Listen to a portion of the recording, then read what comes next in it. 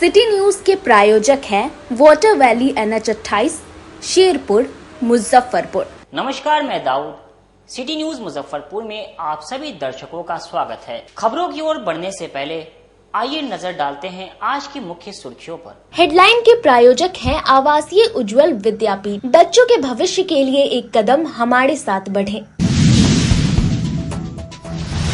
दाह संस्कार करने गए 6 बच्चे बूढ़ी गंडक नदी में गए नहाने, सभी डूबने लगे। 4 बच्चे को लोगों ने बचाया, 2 बच्चे लापता। मोतिहारी जाने के दौरान चांदनी चौक पर भाजपा प्रदेश अध्यक्ष सह मंत्री दिलीप जायसवाल को कार्यकर्ताओं ने फलों से तौलकर किया स्वागत। और रक्षाबंधन को लेकर जिला खाद्य सुरक्षा विभाग ने कई मिठाई के दुकानों पर जांच के लिए पहुंचे। तो ये थी आज की मुख्य सुर्खियां। अब खबरें विस्तार से। दाह संस्कार के लिए गए 6 बच्चे बूढ़ी गंडक नदी में नहाने गए, सभी डूबने लगे। 4 को लोगों ने बचा लिया, 2 बच्चा अभी भी लापता।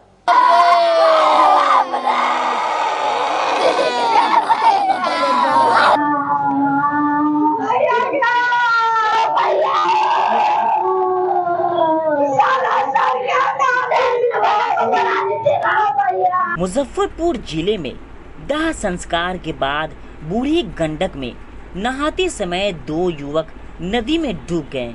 सूचना पर पहुंची सिकंदरपुर थाना पुलिस ने डूबे युवकों की तलाश के लिए SDRF को मामले की जानकारी दी। आनन फानन में टीम मौके पर पहुंची और लापता युवकों की तलाश में जुट गई। काजी मोहम्मदपुर थाना क्षेत्र की एक महिला के मौत के बाद सातपुरा मिल्की टोला के आधा दर्जन युवक सीरी घाट पर दाह संस्कार करने गए थे। दाह संस्कार के बाद सभी नदी में नहाने गए। इसी दौरान 6 युवक गहरे पानी में चले गए और नदी में डूबने लगे, जिसके बाद मौके पर अफरा तफरी की स्थिति बन गई।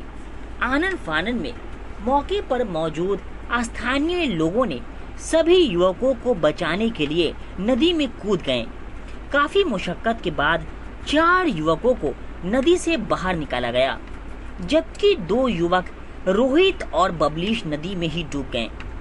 दोनों युवकों की बरामदगी के लिए SDRF की टीम तलाश में जुटी हुई है। वहीं मौके पर मुशहरी CO महेंद्र कुमार शुक्ल, सिकंदरपुर OP प्रभारी रमन कुमार मौजूद हैं। वहीं परिजनों में चीख पुकार मचा हुआ है। पूरे मामले को लेकर मुशहरी CO महेंद्र कुमार शुक्ल ने बताया कि एक दाह संस्कार में शामिल होने के बाद आधा दर्जन युवक नदी में नहाने के दौरान डूबने लगे। स्थानीय लोगों के द्वारा 4 युवकों को बचाया गया। वहीं 2 युवक लापता हैं, जिनकी तलाश SDRF की टीम कर रही है। 6 बच्चे डूब रहे थे, जिसमें से 4 को बचा लिया गया है। 2 बच्चे जैसे प्राप्त हो रही कि 2 बच्चे लगभग 17-18 साल के हैं, उनको डूब रहे हैं।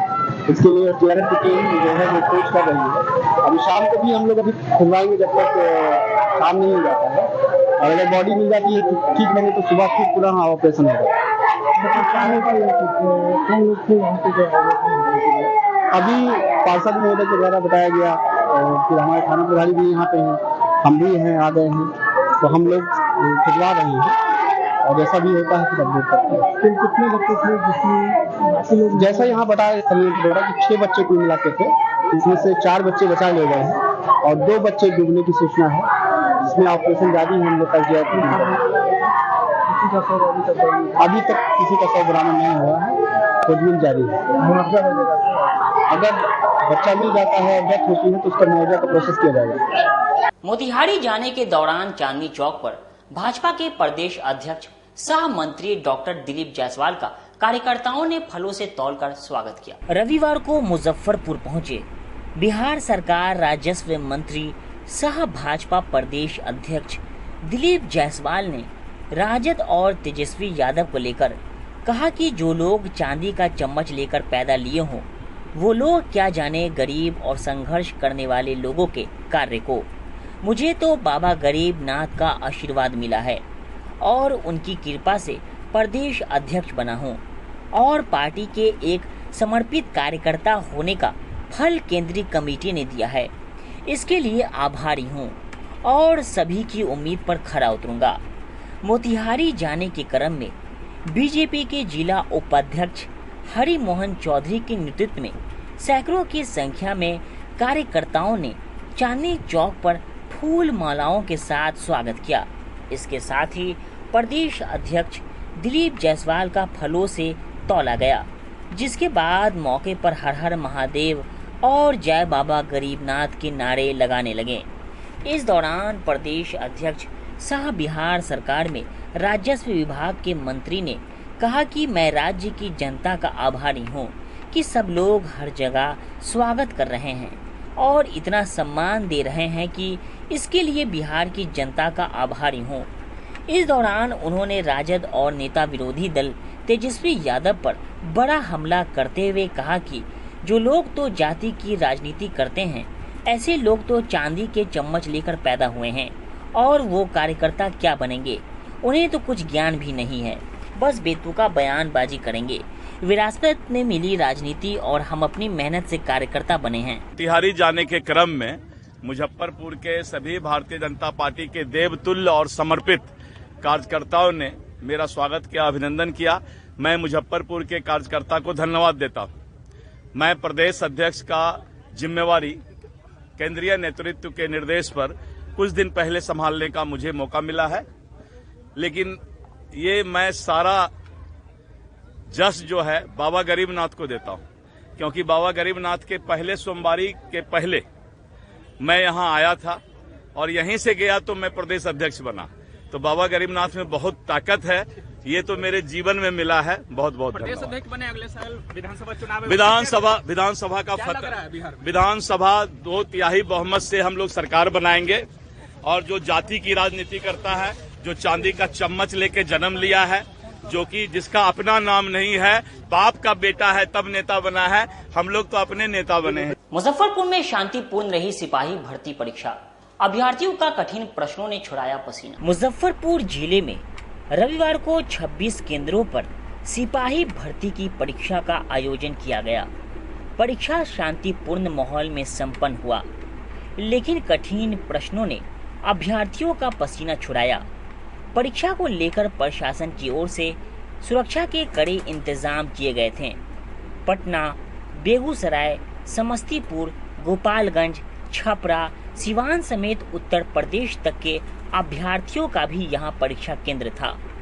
सुबह 9:30 बजे से 11 बजे तक अभ्यर्थियों को केंद्र पर रिपोर्ट करना था। ऐसे में सुबह 7 बजे से ही अभ्यर्थी केंद्रों के बाहर पहुंचने लगे थे। कई स्तर पर तलाशी के बाद उन्हें केंद्र के भीतर प्रवेश कराया गया। परीक्षा सिर्फ एक पाली दोपहर 12 बजे से 2 बजे तक हुई। परीक्षा देकर निकले अभ्यर्थियों ने बताया कि साइंस के कुछ सवाल घुमावदार थे, वहीं जीएस के कुछ प्रश्नों का स्तर हाई था। इस कारण इन्हें हल करने में ही समय बीत गया। परीक्षा में 2 घंटे की परीक्षा में 100 सवालों का उत्तर देना था। जहाँ तक देखा जाए तो अच्छा पेपर था, मतलब हम दिए, बहुत अच्छा था। First time exam? हाँ फर्स्ट टाइम, नहीं इससे पहले नहीं दिए थे। कौन सा सेक्शन था और क्या कुछ अलग थे पहले दिया? थोड़ा सा अलग था, मतलब बाकी सब इधर से पूछता है, एक ही कोर्स था, घुमा पूछा था। एनसीईआरटी से एक बार सवाल थे और सवाल भी कुछ जब कठिन नहीं था।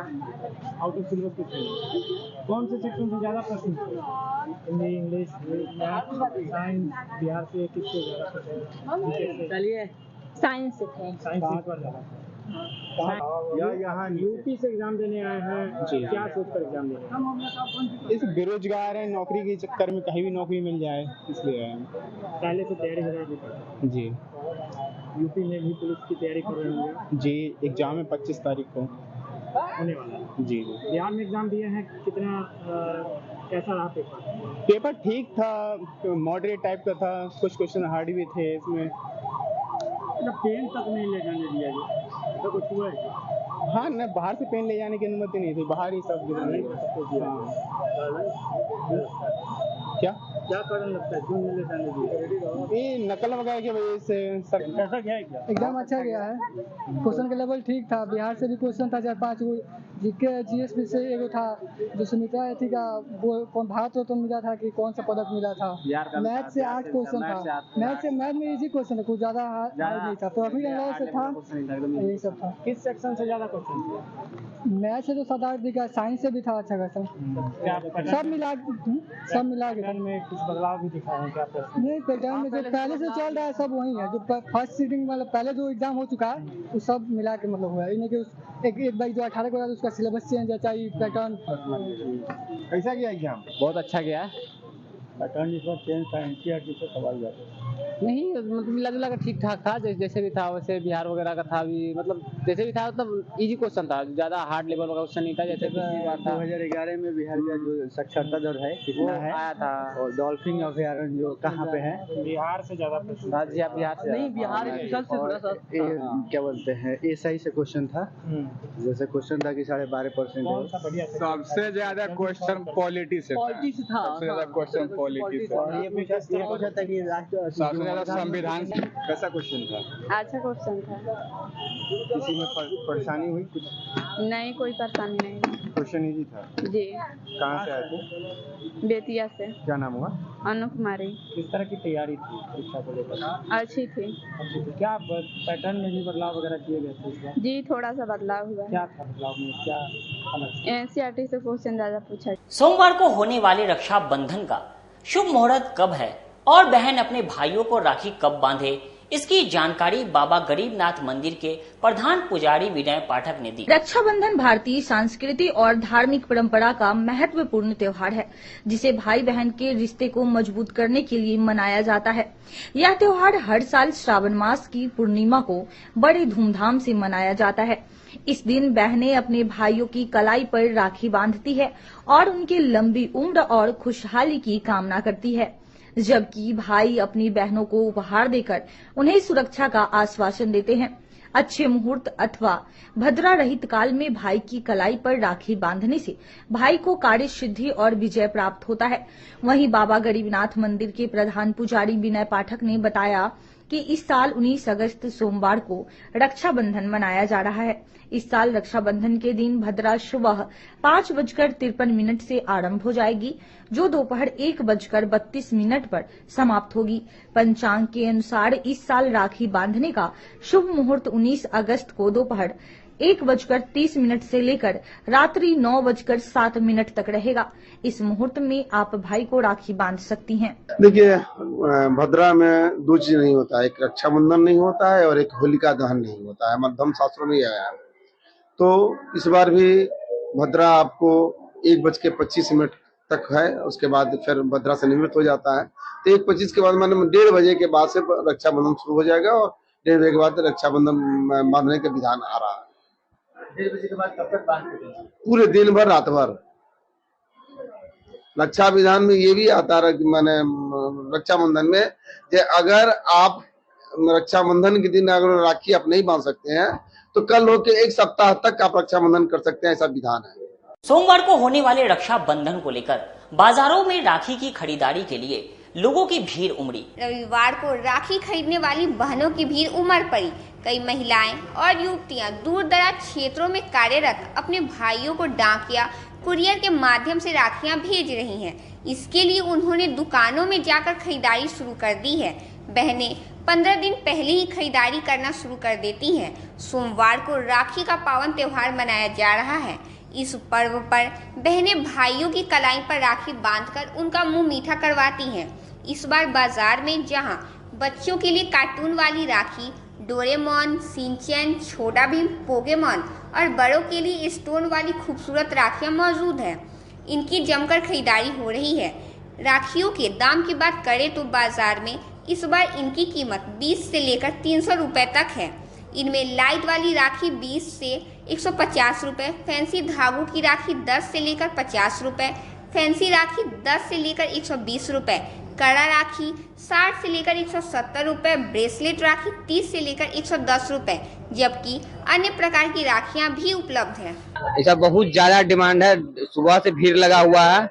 क्या क्या विशेष राखी इस बार देखने को मिली? राखी इस बार आपको डोरेमोन में है, हनुमान जी में है, स्पाइडरमैन है, और उसके बाद आपको अथी में ये वाला मोर पंख वाला हो गया। इसी तरह से स्पेशल राखी इस बार सब आया है। सबसे स्टार्टिंग आपके यहाँ राखी कितना से होगा? 10 रुपया से, हाईएस्ट 10 रुपया से लेकर 60 रुपया, 70 रुपया, 80 रुपया तक गया है। होलसेल बेच रहे हैं या रिटेल बेच रहे हैं? होलसेल भी है, रिटेल भी है, सारा माल एकदम अवेलेबल है हमारे पास। रक्षाबंधन को लेकर शहर के प्रमुख चौक चौराहों पर मिठाई की दुकान सज धज कर तैयार, लोग अभी से ही मिठाई की खरीदारी कर रहे हैं। रक्षाबंधन की पूर्व संध्या पर रविवार को रुड़की के बाजारों में लोगों की अच्छी खासी भीड़ देखने को मिली।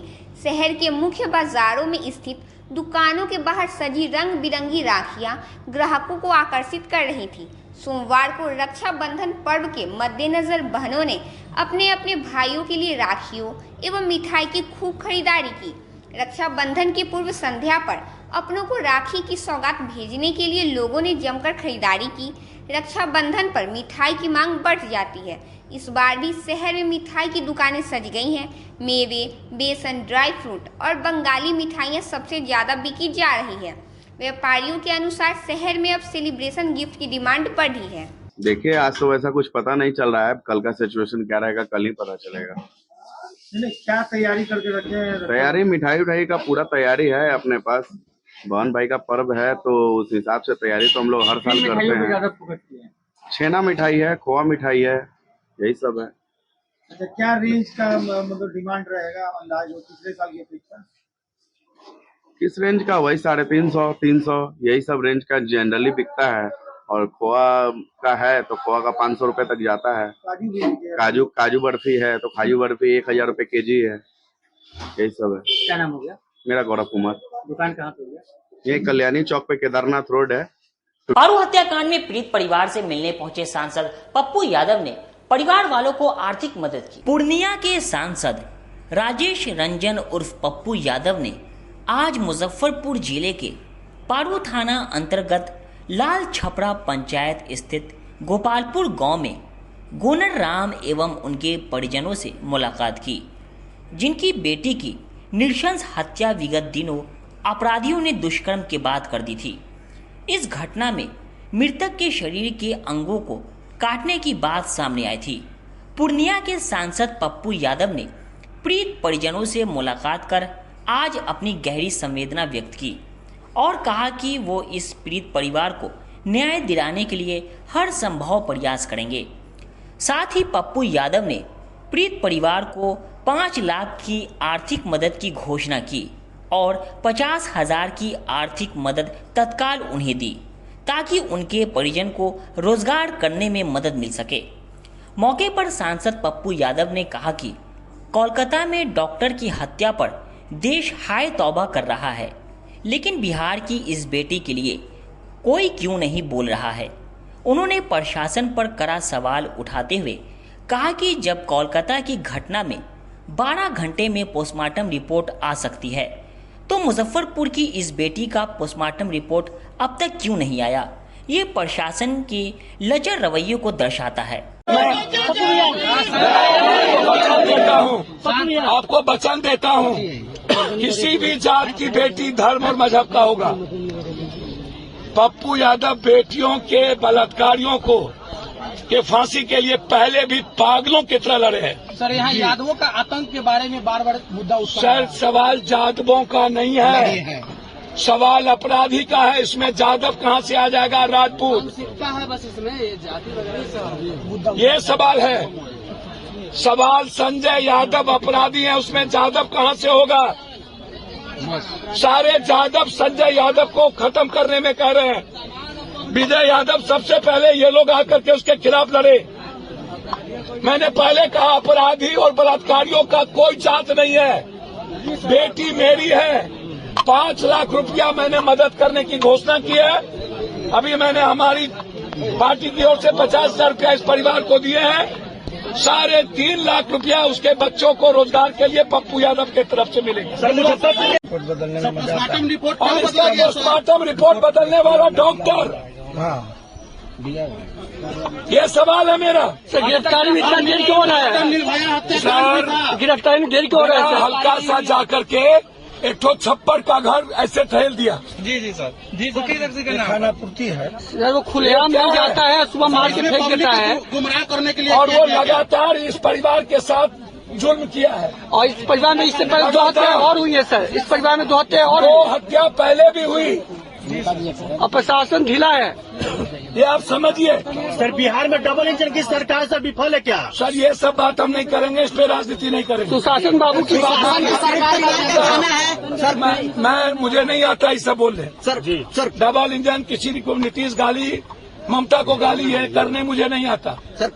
इसमें पदाधिकारी, इसमें सिस्टम दोषी है, कोई व्यक्ति नहीं। ऐसी घटनाएं होती रहेंगी सर तब? सर ऐसी घटना तो घटी रही है, निर्भया के बाद 32% घटना घटी है और इसके लोग समाज दोषी है। समाज तो ये कब समाज अपने जात को प्रोटेक्ट करती है। सर सुनिए, राम रहीम क्या है, कितने बेटी के साथ बलात्कार किया और पैरोल पर कौन छोड़ता? आसाराम कौन है? ब्रजभूषण कौन है? पहलवानों के साथ बलात्कार किसने किया? और सबको प्रोटेक्ट कौन देता है? तो सर संसद में ये बात उठाएंगे आप? सर कई बार उठा चुके हैं, इसी बार तो हम उठाए। इस दलित बेटी की हत्या का सवाल सांसद में भी दबाया जाता है क्या? मेरे पप्पू यादव के बात को भगवान दबा ही नहीं सकता, सांसद की औकात है। समझिए, पोस्टमार्टम जब हो रहा था तो उसकी वीडियोग्राफी क्यों नहीं की गई? इतना संवेदनशील मामले को इतने हल्के में, और जो एसपी या सरकार या कहती है बलात्कार नहीं हुआ। जिस तरह की बेटियों के साथ पहले भी इस घर में 2-2 हत्या की गई है, पहले भी इस घर में 2-2 हत्या की गई है, दबाए गए हैं। और जिस तरीके से इंटरनल पार्ट को काटा गया, जिस तरीके से लगातार एक बच्ची पर, दुनिया में ऐसे जुल्म हमने नहीं देखे। निर्भया से भी भयंकर घटना, और उसके बाद इसको बलात्कार नहीं हुआ तो हत्या हुआ, हत्या नहीं हुआ बलात्कार हुआ। तेरा गुंडा गुंडा, मेरा गुंडा शरीर। बेटियों को बलात्कार और बेटियों को जात के आधार पर तोलना। मधुबनी में घटना घटी, मुजफ्फरपुर में पेशाब पिला दिए गए, मोतिहारी में घटना घटी, कलकत्ता हम गए, कलकत्ता में घटना घटी।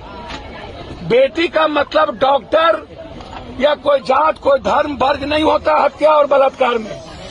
बेटी बेटी होती है। क्या कारण है कि सत्ता पक्ष अभी तक यहाँ नहीं आए, विपक्ष यहाँ नहीं आए? सबको कलकत्ता की राजनीति करने में मजा आया। कलकत्ता पर केंद्र पॉलिटिक्स खेलेंगे। उत्तराखंड में क्या हुआ? और जब डॉक्टर पर बलात्कार की घटना आती है लगातार, तब डॉक्टर चुप क्यों रहते हैं? आज जो 12-12 हत्या हो गए, सीबीआई इंक्वायरी हो गई, लोग गिरफ्तार हो गए, ममता सड़कों पर है। उसके बाद केंद्र राजनीति, केंद्र का जो ये सोशल मीडिया है, यूट्यूबर है, वो उनको मुजफ्फरपुर क्यों नजर नहीं आता? लगभग 1 साल में बलात्कार हुए हैं, ये रिपोर्ट है भारत में, और 95% बलात्कार दलित, ST, SC और गरीबों के घर में हुई है। तो ये इस घटना हर बलात्कार को दबाना चाहती है। मेडिकल से रिपोर्ट भी चेंज कर दिया गया सर, मैं आपको बता दूं, इसकी लड़ाई हाईकोर्ट, सुप्रीम कोर्ट तक जाएंगे। क्या लगता है सर? और मैंने चंद्रशेखर जी से बातचीत की थी उसी वक्त। सर, पुलिस प्रशासन समझा जाए। मैंने सारे नेताओं से बातचीत किया। मैं जानना चाहता हूं कि मांझी जी, चिराग जी, क्या ये दलित परिवार नहीं है? एक भी स्टेटमेंट नहीं उनका है। क्या सत्ता पक्ष का इतना डर है? सर, क्या यही है फर्स्ट बिहारी और बिहारी यही है?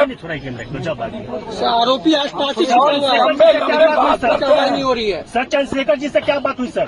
उस वक्त ही बातचीत हुई थी जब वो ट्वीट उन्होंने मेरे बातचीत की बात किया। जी सर। लेकिन मेरा सवाल ये है, क्या हमारी बेटी को जाति के आधार पर सिर्फ भीम आर्मी और दलित का जिम्मेदारी बनी है, और जाति क्या घर में सोए रहेंगे? विपक्ष जो दलित या OBC और बैकवर्ड की बात करता है, हम उनसे जानना चाहते हैं क्या बिहार में जो लगातार बलात्कार हो रहे हैं उसमें ओबीसी दलित उन्हें नजर नहीं आता? ये न्याय कब? बलात्कार करने वाला कोई जाति नहीं होता है। मैं धन्यवाद दूंगा विजय जी और सबको जिन्होंने सबसे पहले हमें खबर की, और हमने एसएसपी, डीआईजी, डीजी सबसे बातचीत किया इस इशू पर। लगातार सड़क से सदन तक इस मामले को हम उठाए रखेंगे, लेकिन यदि यहाँ के कोई सीनियर पदाधिकारी यह सोचते हैं कि इस हत्या को, इस बलात्कार को दबा दिया जाएगा, बीजेपी की सोशल मीडिया और भारत सरकार ये समझती है कि कलकत्ता की राजनीति पे, जबकि हाईकोर्ट संज्ञान ले लिया, ममता सड़कों पर है और गिरफ्तार हो गए। हम पूछेंगे केंद्र और राज्य सरकार से, क्या बलात्कारियों के लिए 3 महीने के अंदर फांसी का कोई कानून है? क्या ये 3 महीने के अंदर फांसी दे दी जाएगी? दूसरा, क्या इसके बाद कोई गरीब कमजोर दलित की बेटी या किसी भी जात की बेटी का बलात्कार नहीं होगा? और क्या जब डॉक्टर्स के द्वारा बलात्कार किए गए कई बार, तब डॉक्टर्स ने इतना हड़ताल क्यों नहीं किया? और आज राजनीति करने के लिए लगातार देश में आम लोगों के जिंदगी के साथ खिलवाड़ करना, क्या ये न्याय है? रक्षाबंधन को लेकर जिला खाद्य सुरक्षा विभाग ने शहर के कई प्रमुख मिठाई दुकानों में जांच अभियान चलाया। रक्षाबंधन त्योहार से पहले खाद्य सुरक्षा विभाग की टीम ने मुजफ्फरपुर में दुकानों से मिठाई के नमूने लिए हैं। साथ ही मिठाई विक्रेताओं को मिलावटी खाद्य पदार्थ बेचने पर कार्रवाई की चेतावनी भी दी है। रविवार को मुजफ्फरपुर में खाद्य सामग्रियों की गुणवत्ता और त्योहार में इसकी शुद्धता को लेकर खाद्य सुरक्षा विभाग की टीम ने विभिन्न दुकानों पर छापेमारी की। इस दौरान टीम ने कुल 4 दुकानों से नमूने भी लिए और जांच के लिए प्रयोगशाला में भेज दिया। टीम की छापेमारी का ऐसा खौफ रहा कि थोड़ी ही देर में अधिकांश दुकानें बंद हो गई। खाद्य सुरक्षा अधिकारियों के नेतृत्व में टीम ने सबसे पहले गोबरसही में छापेमारी की और यहां चल रहे मिठाई कारखाने से कलाकंद मिठाई की सैंपलिंग की। इसके बाद टीम छाता चौक स्थित मिठाई दुकान से गुलाब जामुन के सैंपल लिए। फिर टीम कलमबाग चौक स्थित एक मिठाई दुकान की जांच करते हुए कलाकंद के नमूने लिए गए। इस दौरान जांच टीम का खौफ ऐसा था कि कई मिठाई दुकानों के अलावा किराना की बहुत सारी दुकानें बंद हो गई। खाद्य सुरक्षा अधिकारी ने बताया कि पर्व त्योहार में नकली मावे से मिठाइयां बनाई जाती है, जिसे लेकर शुद्ध आहार मिलावट अभियान के तहत मिलावटी मिठाई की जांच की जा रही है। जो नमूना संग्रहित किया गया है उसे जांच के लिए भेजा जाएगा। जांच रिपोर्ट के बाद आगे की कार्रवाई की जाएगी। फेस्टिवल के मद्देनजर रक्षाबंधन जो आने वाला आगामी पर्व के मद्देनजर बहुत जगह देखा गया, गोबरसही एरिया देखा गया, ताकि मिलावटी पदार्थ खास करके खोआ वगैरह पर जो शिकायतें मिल रही है, तो खोआ प्रोडक्ट का भी आइटम लिया गया, स्वीट्स, मिल्क प्रोडक्ट, खोआ प्रोडक्ट और जो भी है लिया गया है और इसको जांच के लिए पटना स्थित प्रयोगशाला को भेजा जाएगा। लगभग कितने दुकानों पर छापा मारा? गोबरसही एरिया का इर्द गिर्द जो भी है 1 किलोमीटर के रेडियस में देखा गया, कलमबाग एरिया में देखा गया और आपका एक और जो है आपका छाता चौक के पास देखा गया, वो एसबी फूड है हल्दीराम, यहाँ मिष्ठानपुर, और इस तरह से दर्जनों दुकान का आज सैंपलिंग किया गया है। जो भी संदिग्ध आइटम मिला उसका जांच के लिए भेजा जा रहा है। 2 दुकानें मिष्ठानपुर और हल्दीराम, हाँ। ये शहर का नामी गिरामी है मिठाई का दुकान, इसमें क्या पाया गया? उनके यहाँ जो छाता चौक हल्दीराम में यहाँ उनका जो लाइसेंस था डिस्प्ले नहीं पाया था, वायलेशन था।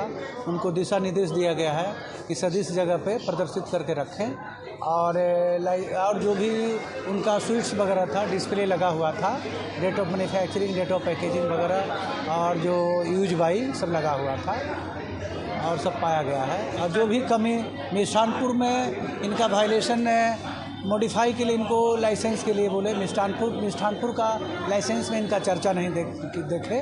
इनका और फर्म का नाम है, यूनिट ऑफ है, फुलार है, हॉस्पिटलिटी करके है, लेकिन मिष्ठानपुर उसमें नहीं पाया गया।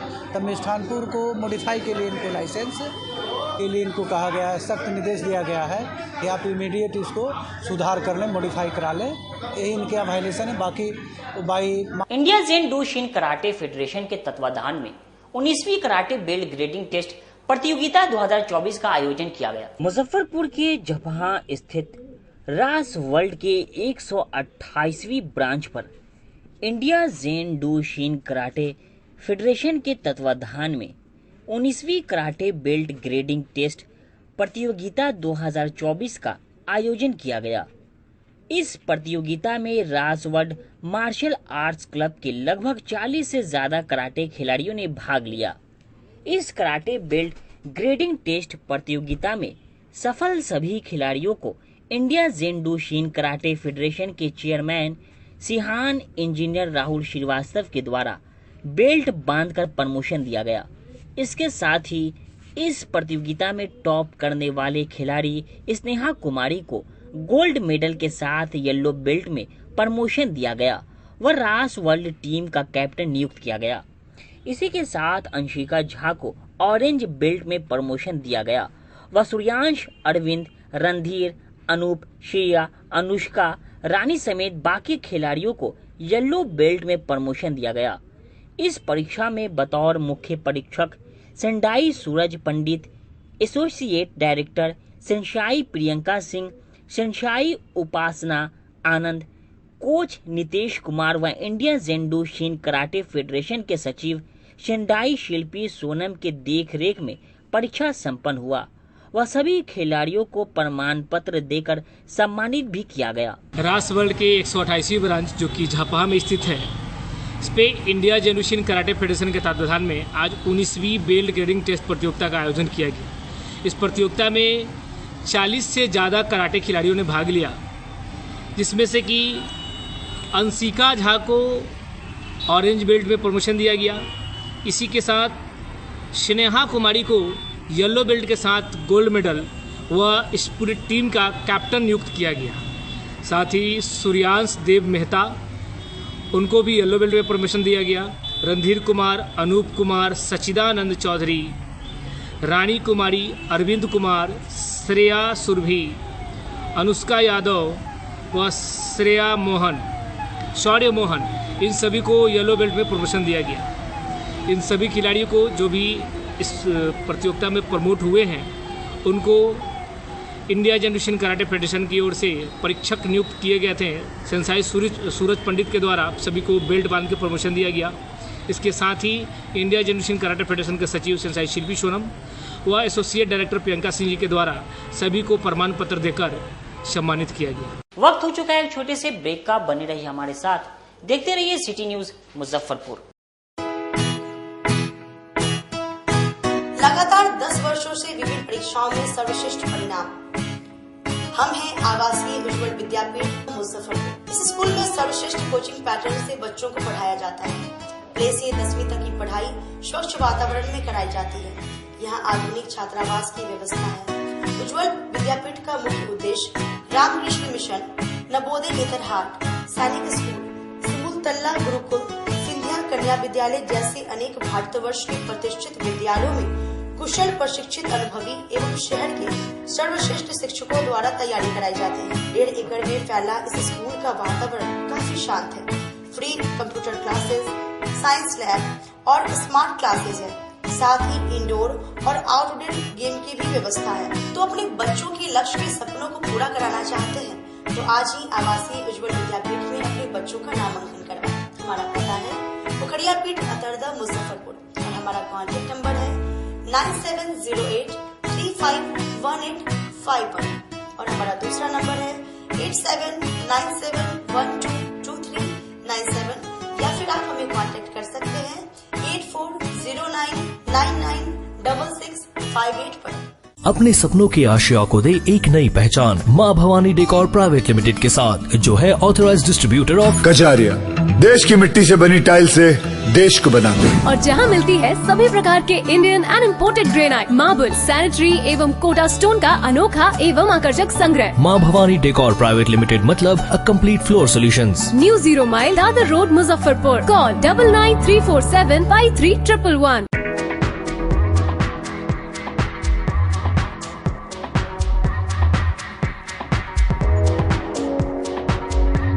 गर्मी में अपने पूरे परिवार के साथ मस्ती करना चाहते हैं तो चले आइए वाटर वैली में, जो कि कच्ची पक्की चौक से 2 किलोमीटर दूर शेखपुर NH के समीप स्थित है।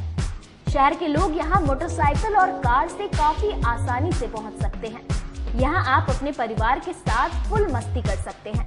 वेव पूल, रेन डांस के साथ भव्य वाटरफॉल बनाया गया है। छोटे बच्चों के लिए कई प्रकार के स्लाइड्स बनाए गए हैं, जहां बच्चे अपनी मस्ती में डूब जाएंगे। इसके अलावा खाने पीने के लिए बेहतरीन सुविधाएं उपलब्ध है, जहां पूरे परिवार के साथ व्यंजनों का लुत्फ उठा सकते हैं। तो देर मत कीजिए, गर्मी में मस्ती उठाने के लिए वाटर वैली तुरंत पहुंचे।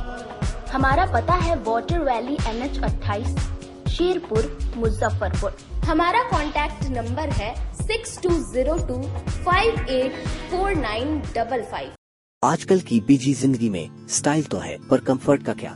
आपके इसी स्टाइल और कंफर्ट को बेहतर बनाने के लिए नीलकमल लेकर आए हैं first exclusive factory outlet showroom in Mithanpura, Muzaffarpur, जहां home furniture, office furniture, mattress and wedding special पे up to 50% off with EMI facility.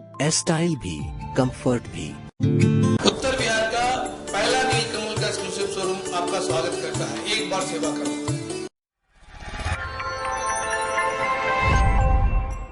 23 वर्षों से उच्च गुणवत्ता की शिक्षा दे रहे हैं एशिया के सबसे बड़े इंडस्ट्रियल हब स्थित Badr university of emerging sciences and technology, जो चंडीगढ़ से मात्र 30 किलोमीटर की दूरी पर स्थित है। यहाँ इंजीनियरिंग, फार्मेसी, मैनेजमेंट साइंस, कृषि, पैरामेडिकल और फिजियोथेरेपी जैसे कोर्सेज उपलब्ध है। यहाँ के अनुभवी प्रोफेसर्स आपको बेहतरीन शिक्षा और मार्गदर्शन देते हैं। साथ ही 200 से ज्यादा मल्टीनेशनल कंपनियों के साथ साझेदारी से यहाँ आपको मिलते हैं इंडस्ट्री आधारित सीखने और कमाई के मौके। बद्र यूनिवर्सिटी आपको देता है ऑन द जॉब ट्रेनिंग की सुविधा, जिससे अपनी पढ़ाई के दौरान ही इलेक्ट्रिकल डिपार्टमेंट और कंप्यूटर साइंस के छात्र 12,000 से लेकर 21,000 तक कमा सकते हैं। प्लेसमेंट टीम ने अब तक छात्रों को 24 लाख तक के पैकेज दिलाए हैं। यहाँ आपको मिलते हैं 100% प्लेसमेंट की गारंटी। यूनिवर्सिटी कैंपस में ही आपको मिलते हैं क्रिकेट एकेडमी, जिम, हॉस्टल और मेस की सुविधाएं। यहाँ 3,000 से अधिक इंडस्ट्रियल यूनिट्स के बीच आप शिक्षा और उद्योग का बेहतरीन मेल पाते हैं। तो इंतजार किस बात का, आज ही जुड़े बद्र यूनिवर्सिटी से। अधिक जानकारी के लिए संपर्क करें 7079090969 पर। नियम व शर्तें लागू। ब्रेक के बाद एक बार फिर से आप सभी दर्शकों का स्वागत है। आइए रुख करते हैं आगे की खबरों की ओर। कोलकाता और पारू में हुए घटना को लेकर कलाकृति आर्ट स्टूडियो के कलाकारों ने चित्र और फेस पेंटिंग के द्वारा प्रदर्शन कर विरोध किया। आज जुब्बा सहनी पार्क के निकट कलाकृति आर्ट स्टूडियो के कलाकारों के द्वारा कोलकाता एवं मुजफ्फरपुर में हुए दुष्कर्म और हत्या के विरोध में चित्रों एवं फेस पेंटिंग के द्वारा विरोध प्रदर्शन किया गया। कोलकाता, जो कि भारत की पूर्व राजधानी रह चुकी है और इतना डेवलप है, रात में भी वहां लड़कियां नाइट ड्यूटी करती हैं। और जब बात हॉस्पिटल की हो, जहां डॉक्टर भगवान के रूप में माने जाते हैं और डॉक्टर के साथ इस तरह की घटना को अंजाम दिया जाता है, फिर भारत की आम जनता की बात क्या करें। मुजफ्फरपुर के पारू में भी इस तरह के कुछ घटना हुई। 14 साल के बच्ची के साथ हैवानियत तरीके से घटना को अंजाम दिया गया। समाज को हम क्या संदेश दे रहे हैं? क्या यही विकसित भारत और विकसित समाज है? नहीं चाहिए ऐसा विकसित भारत और ऐसा समाज। इस घटना के कारण लड़कियां कहीं और जॉब करने से डरती हैं। हमें समझे ऐसी नफरत, ऐसी हैवानियत को ना फैलाएं और ये घटना काफी दर्दनाक है। हम इस पर चिंता व्यक्त करते हैं एवं उनकी आत्मा को शांति के लिए ईश्वर से कृपा करते हैं। मैं इस प्रदर्शन के माध्यम से सड़कों पर उतर के और आज सारे दर्शकों के बीच में हम लोग जागरूकता फैला रहे हैं कि अब आप खुद का सुरक्षा करें, खुद का एक ऐसा हथियार लेकर चलें जिससे हम सुरक्षा कर सकें, क्योंकि सरकार विफल हो चुकी है, सरकार एकदम निठल्ली हो चुकी है, हम लोग की सुरक्षा करने में नहीं है, हमारी बहन बेटियों की सुरक्षा में नहीं है, सरकार एकदम फेल हो चुकी है। इसलिए हमें खुद अब अपने आप को जागरूक करके और अपने आप को खड़े हो जाना पड़ेगा, क्योंकि अब हमें खुद लड़ना होगा वैसे रेपिस्ट से, वैसे लोगों से, जैसे मानसिकता वाले लोगों से जो रेपिस्ट के प्रति हैं। आज हम लोग इसीलिए जागरूक फैला रहे हैं, लोगों को जागरूक कर रहे हैं और प्रशासन और सरकार को ये चुनौती दे रहे हैं कि अगर इस तरह पे कदम ठोस नहीं उठाया गया तो अब हम लोगों को खुला हम लोग भी लाइसेंस या फिर ऐसा असलहा लेकर घूमेंगे जिससे हम अपने बहन बेटियों का सुरक्षा कर सकें, क्योंकि अब यहाँ कोई सुरक्षा का नहीं पड़ा है। सरकार अपने बैठे हैं, हम लोग बहन बेटी। एक्चुअली हम मुजफ्फरपुर के कलाकृति आर्ट स्टूडियो के डायरेक्टर हैं और एज ए यंग आर्टिस्ट यहाँ का मुजफ्फरपुर का। एक्चुअली मैं कलाकार के माध्यम से इस समाज को देखता हूँ। हमारा समाज, हमारे लोग अगर इस तरह के काम करेंगे तो हमारी बेटी बहन माँ कहाँ पे जाएंगी। अगर नाइट शिफ्ट करना तो बुरी बात नहीं है। लोग कहते हैं, लोग क्या, भारत सरकार कहते हैं बेटी पढ़ाओ बेटी बचाओ। एक्चुअली अगर बेटी पढ़कर अगर नाइट शिफ्ट जॉब कर रहे हैं या हमारे बॉर्डर पे सीमा पे लड़ रहे हैं तो वो सेफ है। अगर सेफ नहीं है, जैसे कि डॉक्टर हमारे जो क्या है, मनमिता क्या नाम था, मोमिता जो थी, वो मतलब डॉक्टर थी, वो ट्रेनिंग कर रही थी। अगर उनको कहते हैं हम लोग, ये मुद्दा लड़कियों के लिए है। हम जैसी लड़कियां जो है ना, पहले जो छोटे लेवल से जैसे 1 क्लास से लेके मैट्रिक तक का पड़ाव पार करते हैं, उसके बाद से हमारा जो जीवन शुरू होता है, तो उस जीवन के बाद हम चाहते हैं कि एक अच्छा मकाम हासिल करें। जैसे कि कुछ लड़कियां डॉक्टर बनती हैं, या अभी जो घटना हमारे घट रही है, हमारी लड़कियों के साथ घट रही है, इसको लेके हम लोग बहुत ज़्यादा डरे हुए हैं, समाज में निकलने से डर रहे हैं। हमें अपना लग रहा है कि हम बाहर में समाज में सुरक्षित नहीं हैं। हम ये जो प्रदर्शन कर रहे हैं, हम उनके लिए प्रदर्शन कर रहे हैं, अपने आप के लिए प्रदर्शन कर रहे हैं। खास करके हम लड़कियां चाहते हैं कि हमारे साथ जो छोटी लड़कियां हैं उनसे मतलब वो भी हमसे डर रही हैं कि हम कैसे निकले बाहर। उनका तो अभी जीवन शुरू हो रहा है, हम लोग तो अभी आगे लेवल पर जा चुके हैं, लेकिन ये लोग हैं जो अभी इनका जीवन अभी स्टार्ट हुआ है। तो ये लोग चाहती है कि हम कुछ अच्छा मुकाम हासिल कर सके। हम घर से निकलते हैं पढ़ाई करने के लिए। लोग कहना चाहते हैं कि जितना भी जो डॉक्टर बनना चाहती है, अब उनको डर लग रहा है कि वो क्या करें, वो कैसे नाइट ड्यूटी जाएंगे। वो किसी के पेरेंट्स अब नहीं बोलेंगे कि मतलब अब तुम करो, उनको तो और वो हो गया जो मतलब पढ़ाई करना चाहती हैं, जो कुछ करना चाहती हैं, अब उनको तो डर लग गया है कि नहीं अब वो भी सेफ नहीं है। अब जो बचा जिसका जान, उनका जान कौन बचाएगा, वो क्या करेंगी। अब वो कैसे कह सकती है किसी को भी कि मैं डॉक्टर, अब वो उसके पेरेंट्स थोड़ी ना अलाउ करेंगे कि आप तुम जाओ नाइट ड्यूटी। सबको डर खौफ हो गया है दिल में कि क्या हो रहा है। चेहरे पर ब्लैक एंड व्हाइट का आप लोग कलरिंग किए हुए हैं, इसका क्या कहना चाह रहे हैं इसके माध्यम से? हम लोग कहना चाहते हैं कि मतलब हम लोग के हिसाब से कि जो इसी की क्या कितना सेफ महसूस करती हो अपने आप को अभी? बिल्कुल नहीं। अब जैसे कांड हो रहा है, हत्या वगैरह हो रही, जिस तरीका से बिल्कुल नहीं महसूस करते हैं सेफ खुद को। अब निजी होटल के सभागार में 2025 विधानसभा चुनाव की तैयारी को लेकर सावन पांडे ने मुजफ्फरपुर एक विकास कार्यक्रम का आयोजन किया। 2025 बिहार विधानसभा चुनाव की तैयारियों के तहत रविवार को मारीपुर स्थित एक निजी होटल के सभागार में एक प्रयास मुजफ्फरपुर का विकास, आपका बेटा आपका नेता सावन पांडे कार्यक्रम का आयोजन किया गया, जिसमें शहर के स्थानीय सैकड़ों लोगों ने शामिल होकर सामाजिक नेता सावन पांडे की अगुवाई में विधानसभा चुनाव की रूपरेखा तैयार की। मौके पर सामाजिक नेता सावन पांडे ने कहा कि इस कार्यक्रम में भीड़ नहीं जीती गई थी, बल्कि इस कार्यक्रम में केवल वैसे लोगों को आमंत्रित किया गया था जो उनकी कोर टीम में हैं और हमेशा उन्हें एक अभिभावक के रूप में देखते हैं।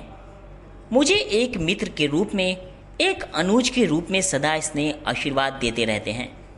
इन लोगों को बुलाने का उद्देश्य केवल एक ही था कि 2025 में मैं मुजफ्फरपुर के लिए क्या कर सकता हूँ, हम सब मिलकर क्या करेंगे, इस पर एक रणनीति तैयार की गई है। 2025 में किस तरह बदला हुआ मुजफ्फरपुर नजर आए, इस पर चर्चा की गई है। देखिए, जो मैंने आज ये कार्यक्रम रखा, एक प्रयास मुजफ्फरपुर का विकास, मुजफ्फरपुर का बेटा ही होगा मुजफ्फरपुर का नेता, इसके तहत जो ये कार्यक्रम आज किया गया होटल श्री इंटरनेशनल मारीपुर में, ये जो कार्यक्रम है ये उन लोगों का है जो हमारे कोर कमेटी में हमको सदा आशीर्वाद देते रहते हैं। यहाँ बहुत भीड़ नहीं जुटाया गया था, उन सैकड़ों लोगों को बुलाया गया था जो मुझे अभिभावक के रूप में, मुझे अनुज के रूप में, अग्रज के रूप में, मित्र के रूप में सदा स्नेह आशीर्वाद देते रहते हैं। उन्हीं लोगों को बुलाया गया क्योंकि आगे की रणनीति क्या बननी है, मुजफ्फरपुर के लिए मैं क्या कर सकता हूँ, हम सब मिलकर के क्या करेंगे, 2025 में किस तरीके से बदला हुआ मुजफ्फरपुर नजर आए, इसकी तैयारी के लिए आज होटल श्री इंटरनेशनल मारीपुर में यह कार्यक्रम आयोजित किया गया था। ऐसे कयास लग रहे हैं कि आप कोई दूसरी पार्टी ज्वाइन करने वाले हैं, तो इसकी विधिवत घोषणा कब तक हो जाएगी? जी, दूसरी पार्टी ज्वाइन करेंगे। आज जो ये कार्यक्रम हुआ, एक प्रयास मुजफ्फरपुर का विकास, इसके बाद एक कार्यक्रम बहुत जल्द होगा और बहुत बृहद कार्यक्रम होगा, सम्मान मुजफ्फरपुर। 25 की तैयारी में सावन पांडे जुट गए हैं? जी बिल्कुल, 25 की तैयारी में सावन पांडे ही नहीं, संपूर्ण मुजफ्फरपुर जुट चुका है। वार्ड 45 और 46 में चल रहे कार्यों का औचक निरीक्षण डिप्टी मेयर डॉक्टर मोनालिसा ने किया। आज जिले के वार्ड नंबर 45 और 46 स्थित मालीघाट चूना भट्टी रोड का डिप्टी मेयर डॉक्टर मोनालिसा द्वारा औचक निरीक्षण कर संबंधित वार्ड जमादार, सफाई प्रभारी के साथ साथ संबंधित इंजीनियर राजीव को फोन कर निर्देश दिया कि जल जमाव का समाधान 2 दिनों में हो जाना चाहिए। यहाँ की जनता की शिकायत थी कि मैडम मालीघाट चूना भट्टी रोड में इस तरह का जल जमाव है। मैं व्हाट्सएप पर भी देखी थी, इन लोग के द्वारा डाला गया था, तो मैं यहाँ आई हूँ और देख रही हूँ कि नाले तो बने हुए हैं, रोड की स्थिति बहुत जर्जर है और इधर पिछले दिनों जो बारिश हुई है, बारिश का पानी पूरा जमा हुआ है, पानी भी बहुत गंदा है, इन्फेक्टेड हो गया है। तो इन लोग का कहना था कि मैडम नाला भी आधा बन के छोड़ दिया गया है, रोड तो बना ही नहीं है। यहाँ के इंजीनियर राजीव जी से मैं बात की हूँ, तो मेनली देखिए रोड जब भी बनेगा 1 महीना मुझे लगता है कि लग ही जाएगा, लेकिन तत्काल यहाँ के पानी की निकासी पंप के थ्रू करवाने के लिए बोली हूँ और जो गड्ढे हैं उसमें राविस भरवाने की बात कही हूँ, तो राजीव जी ने बोला है कि मैडम 1 दिन में मैं करवा देता हूँ। और आगे जो भी एस्टीमेट का जो प्रॉब्लम है वो बता रहे थे कि एस्टीमेट का कुछ प्रॉब्लम है, उसको सॉर्ट आउट कर दिया जाएगा, तो 1 महीने में मुझे लगता है कि इस रोड को बनवा दिया जाएगा। लेकिन अभी जो समस्या है, लोगों को दिक्कत तो हो ही रही है, गड्ढे हैं। और मैं देखी थी वीडियो में इन लोगों का आया हुआ था कि एक टेम्पो भी उलट गई थी, तो जनता को दिक्कत तो हो रही है, समस्या तो हो रही है। और कुछ दिनों पहले मैं इधर से गुजर भी रही थी, उस समय नाले बन रहे थे, तो ठेकेदार को मैं बोली भी थी कि बन रहे हैं तो नाला तो ऊंचा है, तो उस लेवल पर रोड को भी देना होगा, तो पानी का जमाव नहीं होगा। लेकिन मैं देख रही हूँ कि रोड भी नहीं बना है, नाला भी अधूरा बना हुआ है।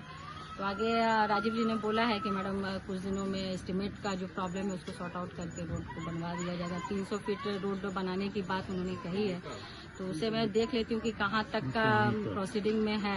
300 मीटर है, तो उसको भी देख लेती हूँ कि कहाँ तक का है और तत्काल जो है पानी पंप के थ्रू निकाल के और इसमें राविस। समस्या यह है कि हम लोग मालीघाट निवासी चूना भट्टी रोड के 45 और 46 के रहने वाले निवासी हैं और नाला रोड जो है यहाँ पानी से भरा हुआ है। नाला का पानी रोड पर आता है, गंदगी फैलती है, बीमारी होने की संभावना है। लोग रोज डेली गाड़ी और टेम्पू सब उलटता है, बच्चे गिरते हैं।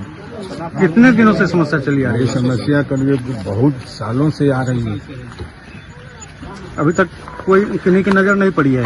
नजर पड़ी है, पास हुआ है, कहीं नाला बना हुआ है थोड़ा सा, और आगे जा करके अभी आधा अधूरा बाकी है, पानी जमा है यहाँ पर। आज आपके बीच डिप्टी मेयर हैं, क्या कहना चाहेंगे?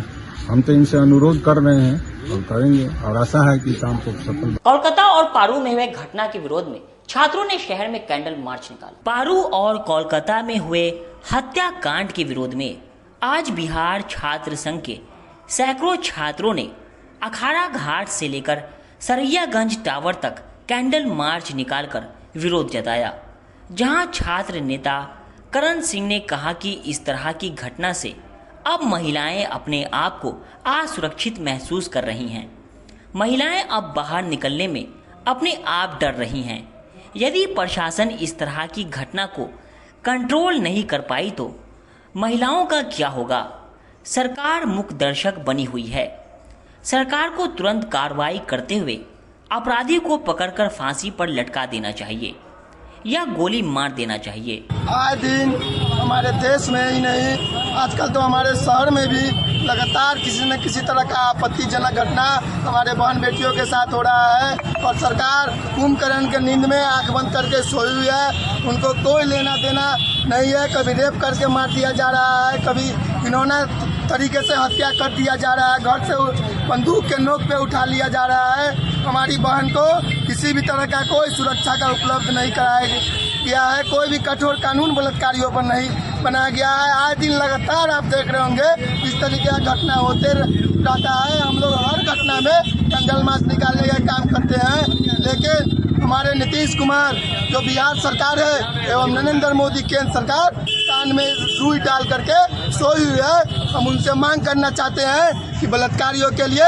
एक अलग कानून बनाए, स्पीडी ट्रायल चला करके 1 महीना के अंदर उनको फांसी का सजा हो और साथ ही साथ हमारे बहन बेटी के सुरक्षा के लिए एक दृष्टिकोण से रात का जो होता है उसको कानून बनाया जाए।